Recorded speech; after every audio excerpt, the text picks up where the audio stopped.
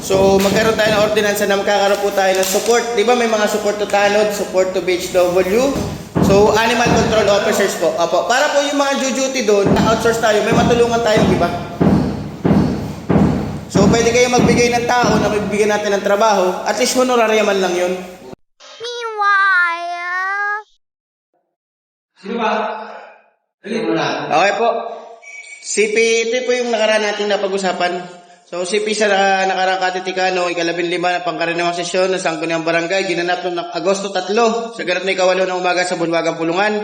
So, itong kapasyampong ito ay kapasyamping na hintulutan ang muling ihanay o iayos ang pondo ng barangay sa mga sumusunod. So, ito po ang pagkukunan yung attend training and disaster preparedness. So, may 4,000 pa po dun. So, ililipat po natin to dun sa tarpaulin ng MRF, tarpaulin ng dog cage, dog pound center natin.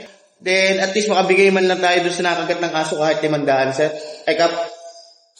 Bali, total po ng 4,000. Tapos, ito po yung resolution yung supporting documents doon. Si Sek na po magta-type.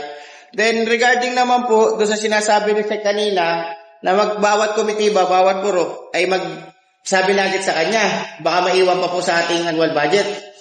So, ang suggestion ko po mga kasama, so sa 20%, magkaroon tayo ng 50,000 allotment po para sa ating dog cage project. Yung bang improvement, tapos kasama na po doon yung dog cage. So, para nga hindi na rin tayo mapagod sa pangungulit pag-iikot, yung mga bahay-bahay na may aso, total may census tayo, Sek, at meron doon nakalagay kung may ilang kampet na alaga, so mabigyan natin sila ng dog chain kung hindi sila makabili. Kasi yung iba, ang katwiran nila ay wala silang pambili. So mabigyan natin sila. Ano po? Baka tayo mamaya ako nyo na. Sigurita rin para sa kanila na bibigyan. Hindi po, pangkalahatan na po sa buong taon na darating sa 2027. Tapos sa OMOA po, magkakaroon po tayo ng ordinansa doon sa ating animal control officer. Dahil naman po tayo nag-seminar.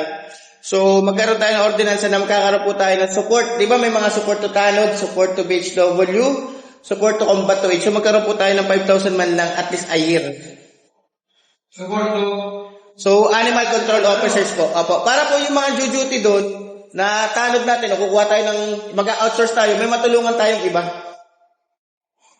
So, pwede kayo magbigay ng tao na magbigyan natin ng trabaho. At least honorarium man lang yun. Ayun na lang. So, yun lang po. Salamat po.